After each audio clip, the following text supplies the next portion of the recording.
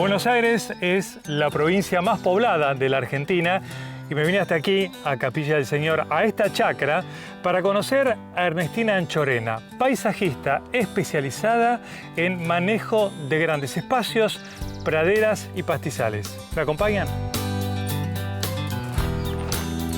Hola Ernestina, ¿cómo andás? ¿Cómo estás, ¿Bien? Juan? Qué lindo verte. Igualmente, qué bueno, gracias por recibirnos. Gracias por venir. Me encantó. El cliente te cuenta lo que le gustaría en su jardín y vos tenés que de tu mente esa idea bajarla a un papel, un plano. ¿Cómo haces? ¿Cómo hiciste acá? Cuando yo llegué eran 10 hectáreas, un rectángulo con una casa y algunos árboles. Gustavo, el dueño del lugar, y su esposa, Inés, querían tener acá caballos de polo que él cría. Y a Inés le encanta el jardín. Entonces, esta casa necesita un espacio de jardín con una huerta, pero también el lugar para los caballos y una pileta.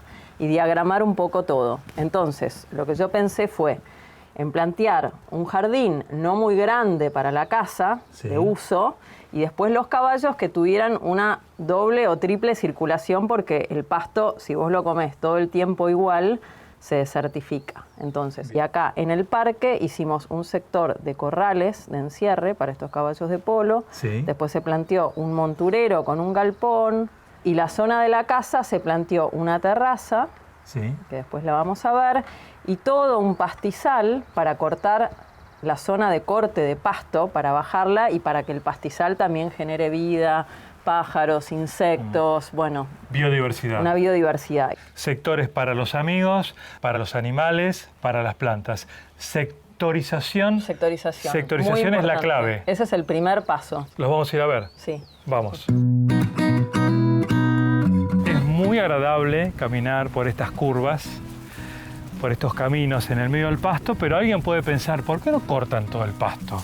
¿Por qué solo este camino? ¿Por qué se mantiene así medio como salvaje?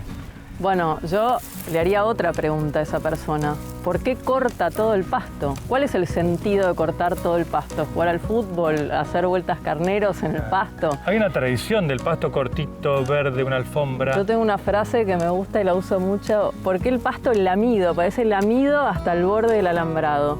El pasto lo cortamos donde necesitamos. Para cortar el pasto usamos recursos. Los recursos hoy son escasos. No podemos gastar litros de combustible en cortar kilómetros de pasto. ¿Cómo le pondrías un título a este jardín? ¿Cómo lo describirías? Bueno, este más que un jardín es una chacra. Estamos en el medio de la pampa, del campo argentino. Está en la llanura. Es un jardín que se tiene que usar, porque acá pasan muchas cosas. Tenemos los caballos, hay que ocuparse de ellos, tenemos una huerta y una casa que se disfruta, con una pileta, con su jardín adelante, con la terraza, con circulaciones. Así que un jardín es un lugar de disfrute y de uso. Y para vos un jardín en general, como paisajista, ¿qué significa? ¿Qué representa? ¿Qué es? Es una pregunta filosófica. Un jardín es el Edén, el mejor lugar en el que uno puede estar. Afuera, al exterior, pero contenido por la belleza.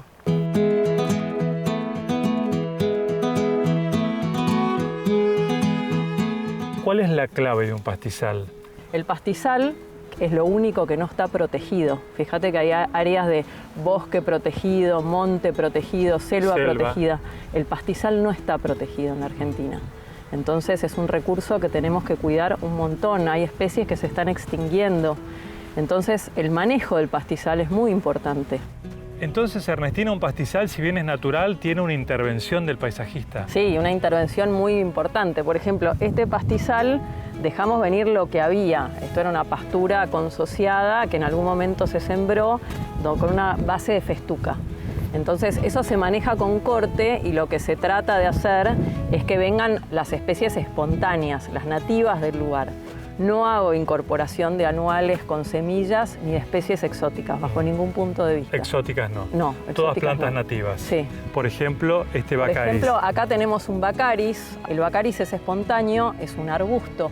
Entonces, cuando empieza a aparecer, lo importante es dejarlo, pero también en el futuro hay que controlarlo. Porque si nosotros no cortamos, el pasto seco se cae sobre sí mismo y empieza a venir solo el arbustal. Entonces terminás sin comida para los pájaros y los animales que viven en el pastizal. Acá tenemos otra planta nativa que es un falso caraguatá. Sí, este es un Eryngium, se lo conoce como falso caraguatá y bueno, empieza a aparecer y a formar comunidades en el pastizal. Si vos mirás para atrás, hay varios más. Invade. Invade. Entonces se maneja con corte, descabezando para que no semille y entonces vas controlando la cantidad que tenés en esa área de pastizal. ¿Cómo te gusta a vos disfrutar de un jardín? Bueno, me gusta disfrutarlo con tiempo. Y el jardín es como uno interviene en esa naturaleza. La intervención tiene que ser con respeto, tiene que ser mínima. ¿Y cómo lo disfrutás? Bueno, trabajando en el jardín y contemplando. La acción y la contemplación. Acá tenemos más plantas nativas. Este pasto, que es un pasto amargo, ¿verdad? Sí.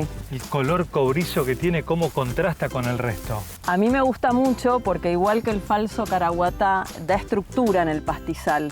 Y sobre todo en otoño, que se ven estas varas cobrizas, de lejos brilla y se mueve con el viento. Y como ves, también va formando comunidades, va colonizando lentamente sectores. Otra planta que te quería mostrar, que es espontánea y que va a semillar y formar comunidades, es el senecio. Este es un senecio pampeano. Me voy a acercar despacio y voy a mover este senecio para que vean la cantidad de insectos que están polinizando las flores. A ver si sale. A ver si se ve. Ahí salen. Llenos de insectos, que son los que nos Ahí hacen salió. el favor. Mirá, se te paró a vos una mariposa. Hay una mariposa. Voló. Nos están haciendo un gran favor. Sí. Están polinizando flores para que larguen frutos. En este lugar, como te contaba, la casa estaba con el pasto al borde, o sea, una casa chica en un parque grande, entonces para mí necesitaba anclarse al terreno. Por eso propuse una gran terraza que además se plantó. Entonces esta terraza es un primer lugar de contención para estar, sentarse, expandirse y además está plantada, con una plantación suelta. Se llama suelta porque no está organizada en canteros y sí los canteros están abrazando la terraza como se ve acá. Claro. ¿Y qué plantas elegiste? Uso plantas nativas y plantas que yo les llamo culturales, que son las que vienen con nosotros, las plantas de nuestros abuelos, las del recuerdo, la de los perfumes. Usé alguna de estas plantas que te cuento, como la santolina. En la casa de mi abuela había santolina, y es una planta que se comporta muy bien en la piedrita. Después algunas nativas, como las verbenas. Acá hay una verbena bonaerensis y una particularidad, que esta es una verbena bonaerensis y la que está más allá es rigens, que es un poquito diferente de esta.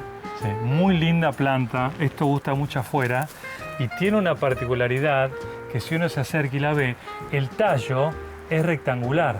Sí. El tallo es plano, no es redondo como la mayoría de los tallos. Esta es una lantana montevidensis que ahora no está en flor. Como cubre suelo. Sí, y se va extendiendo, va ocupando sitio. Después acá hay una glandularia, que es nativa. Acá la puedes ver, es muy parecida a la flor a la de la verbena. Y tenemos atrás una planta que nos da un marco en la esquina de la terraza. Sí. Vamos a verla. Esta planta tiene un porte espectacular. Es un ornamento en la esquina de la terraza. Exacto. Sí, esta es una alcachofa, Cinara cardunculus. Es un nombre científico, bueno, los nombres científicos son más complicados. Me parece muy interesante por su estructura y también por su follaje, que es gris. Y yo me tomé de las palmeras existentes, las butiá, que son de follaje gris. La casa también tiene el techo gris, entonces se incluyeron en esa paleta varias plantas grises como esta. ¿Vamos a ver una planta transparente que pusiste? Sí. Vamos. Acá tenemos la planta que decías. Esta es como más transparente, dirías. Es una planta transparente que yo la uso mucho, es nativa, se llama Stipa brachychaeata. Y mirá qué particular, todas las estipas son flechillas, ¿viste? Tienen flechillas. Sí. Bien, una planta con una frondosidad, un estilo muy transparente Y al lado tenés una con una Sí. hoja mucho más dura. Bueno, y es hermosa porque se pone como muy rosada Sí. cuando florece y en el otoño, y todo el año tenés un momento diferente. Y acá al costadito que Y tenemos. acá te quería mostrar esta, que es la carqueja, la famosa carqueja que hoy está tan de moda usarla en los jardines. Baccaris. Una buena moda que tiene que quedar y perdurar. Planta nativa. Planta nativa, también con mucha estructura durante el año, verde, tiene la particularidad de la forma de la hoja también, y muy buena para tomarse un tecito.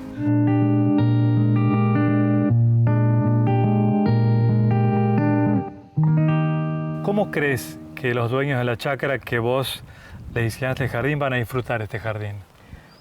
Ellos lo disfrutan de dos maneras.